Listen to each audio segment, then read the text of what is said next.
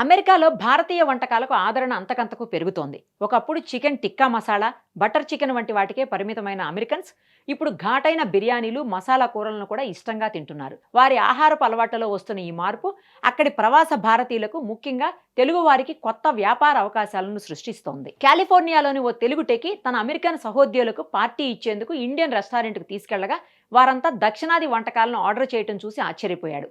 సాధారణంగా మసాలాలు తక్కువగా ఉండే థాయ్, జపనీస్ వంటకాలను ఇష్టపడే అమెరికన్స్ ఇప్పుడు స్పైసీ ఫుడ్ను ఆస్వాదిస్తున్నారు.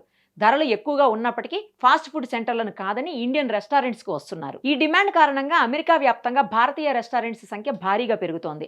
2025 అక్టోబర్ నాటి గణాంకాల ప్రకారం యుఎస్లో సుమారు 10,000 భారతీయ రెస్టారెంట్స్ ఉండగా వాటిలో అత్యధికంగా 2,000 రెస్టారెంట్స్ కాలిఫోర్నియాలోనే ఉన్నాయి. ఆ తర్వాత టెక్సాస్లో 1,500, న్యూయార్క్లో 1000 ఉన్నాయి.